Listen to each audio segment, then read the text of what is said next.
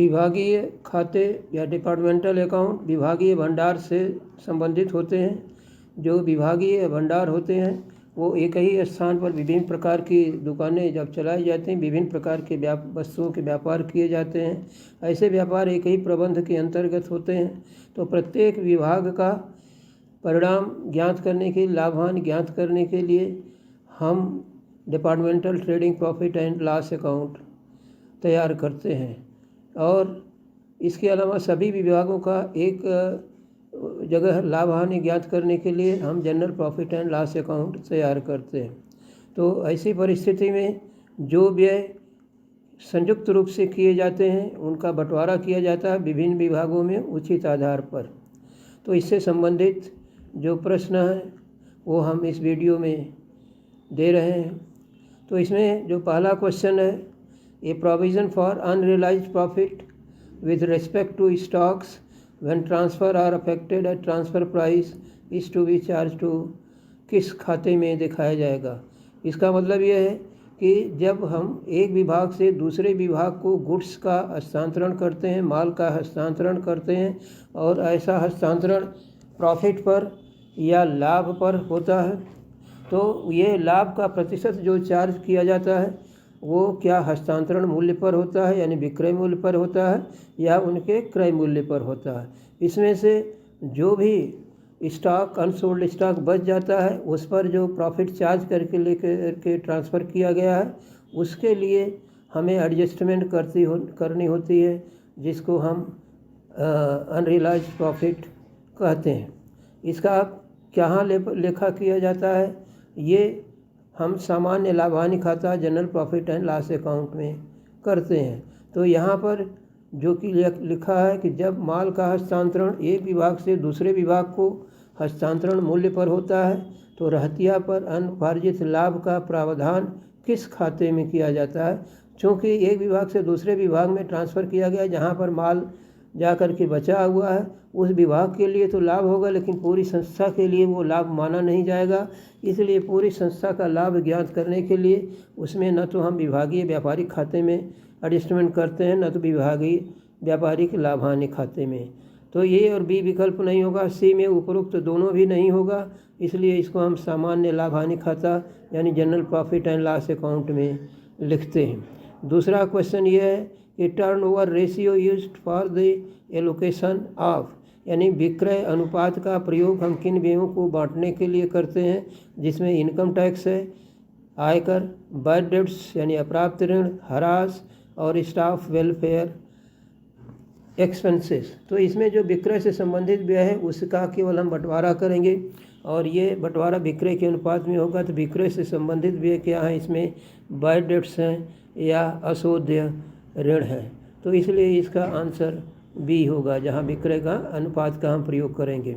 इसके बाद तीसरा क्वेश्चन है, rent and rates are apportioned on the basis of, जो किराया एवं कर है यह विभिन्न विभागों द्वारा घेरे गए क्षेत्रफल के अनुसार इसका बंटवारा किया जाता है।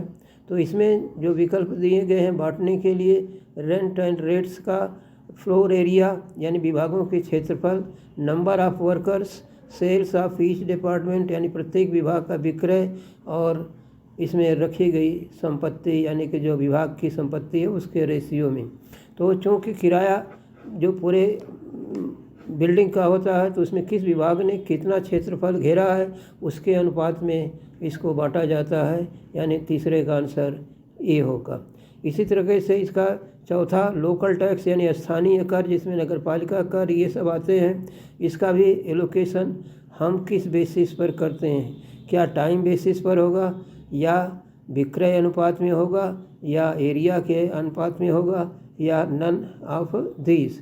यानी लोकल टैक्स जो लगाए जाते हैं स्थानीय कर वो एरिया के हिसाब से लगाए जाते हैं, इसलिए जो स्थानीय कर है उसका विभाजन विभिन्न विभागों के जो एरिया ऑक्युपाइड की गई है, क्षेत्रफल घेरे गए हैं, उसके अनुपात में बांटे जाते हैं। तो लोकल टैक्स को हम एरिया के अनुपात में बांटते हैं, यानी इसका आंसर चौथे का सी होगा। इसके बाद जो है पांचवा, if the rate of gross profit of department is 25% on cost, यदि एक्स विभाग की लागत जो है कितनी है? लागत पर सकल लाभ की दर 25% है, तो विक्रय की रकम 2 लाख होने पर सकल लाभ कितना होगा? मतलब कि एक डिपार्टमेंट जो है वो अपने माल को लागत मूल्य से 25% जोड़ करके बेचता है, और अगर विक्रय मूल्य इनका 2 लाख रुपये है तो कितना इसमें लाभ होगा? अगर लागत इनकी 100 रुपये है, 25 रुपये उसमें प्रॉफिट है, तो विक्रय मूल्य हो जाएगा 25 रुपये। तो 25 रुपये विक्रय लाभ है, 125 रुपये विक्रय पर, और तो जो विक्रय मूल्य इनका 2 लाख रुपये है उस पर कितना होगा? यानी 2 लाख इंटू 25/125, तो 25 से 25 डिवाइड करें 1/5 होगा, और 1/5 से 2 लाख को डिवाइड करेंगे तो 40,000 होगा।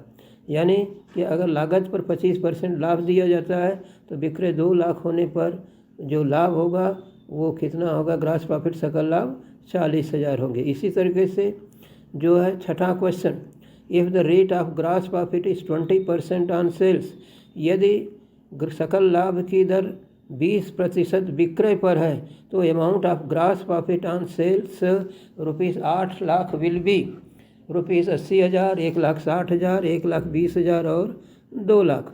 तो ये कह रहे हैं कि अगर 20% लाभ हम विक्रय पर लेते हैं तो amount of gross profit 8 lakh का कितना होगा?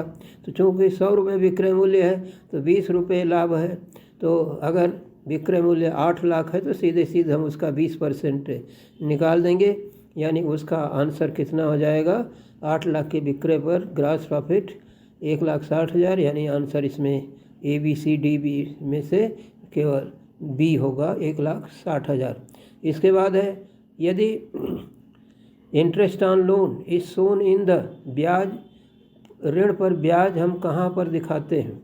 ऋण पर ब्याज, जो ऋण लिया जाता है वो किसी विशेष विभाग के लिए नहीं लिया जाता है, बल्कि पूरी संस्था, पूरे व्यापार संगठन के लिए लिया जाता है।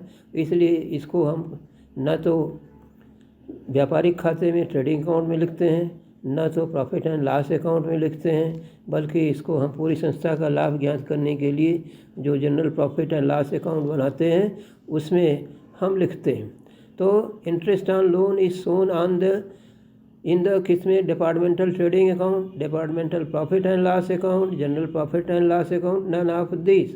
तो ऋण पर ब्याज को हम सी वाले में दिखाएंगे, यानी सामान्य लाभ हानि खाता में दिखाते हैं। इसी तरीके से इंटरेस्ट ऑन कैपिटल, पूंजी पर ब्याज को हम कहाँ पर लिखते हैं? पूंजी पर ब्याज हम कहाँ दिखाते हैं? पूंजी पर ब्याज भी एक प्रकार का वित्तीय व्यय होता है जो किसी विशेष विभाग से संबंधित नहीं होता है या विभागों से संबंधित नहीं होता है, बल्कि पूरे संगठन से संबंधित होता है। इसलिए पूरे संगठन का जब लाभ ज्ञात करते हैं, सामान्य लाभ हानि खाता है general profit and loss account से, तो हम general profit and loss account में इंटरेस्ट ऑन लोन या इंटरेस्ट ऑन कैपिटल इसमें दिखाते हैं। तो इंटरेस्ट ऑन कैपिटल को कहाँ पर दिखाएंगे? General profit and loss account में। इसका आंसर सी होगा। इसके बाद जो है selling and distribution account, selling and distribution expenses, विक्रय एवं वितरण व्यय are allocated in the different department. तो विभिन्न विभागों में विक्रय और वितरण व्यय को किस आधार पर बांट करके लिखा जाता है?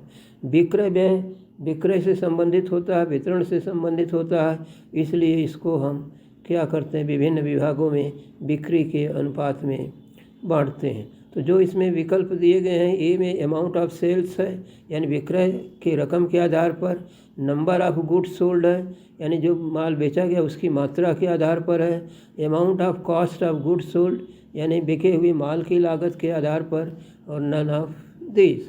चूँकि विक्रय से संबंधित है इसलिए हम इसको अमाउंट ऑफ सेल्स यानी नंबर ए विभागीय विक्रय के अनुपात में बांटते हैं। इसके अलावा जो विविध व्यय हैं, जो सन्ड्री एक्सपेंसेस हैं, किसी विशेष विभाग से संबंधित नहीं है, लेकिन व्यय वो किए जाते हैं सामान्य रूप से, फुटकर व्यय किए जाते हैं।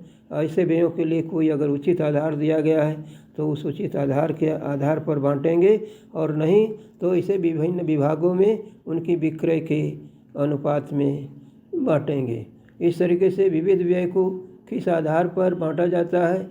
ये विभागीय बिक्री के अनुपात में बांटा जाता है। तो जो व्यय संयुक्त रूप से किए जाते हैं, सामूहिक रूप से किए जाते हैं, लेकिन वो विक्रय से संबंधित होते हैं या क्रय से संबंधित होते हैं, उनको हम विभिन्न विभागों में बांट करके दिखाते हैं। लेकिन जो ऐसे व्यय जो किसी विशेष विभाग से संबंधित नहीं होते हैं, न तो वो क्रय और विक्रय से संबंधित होते हैं, बल्कि वित्तीय प्रकृति के होते हैं या इनकम होती है, आय की मदें होती हैं, तो उनको हम सामान्य लाभ हानि खाता या general profit and loss account में लिखते हैं। इस प्रकार से विभागीय बिक्री यानी विभागीय भंडार के लाभों को ज्ञात करने के लिए हम सामान्य लाभ हानि खाता बनाते हैं या तैयार करते हैं। तो हमें उम्मीद है कि हमारा ये वीडियो पसंद आएगा। तो धन्यवाद, शुक्रिया।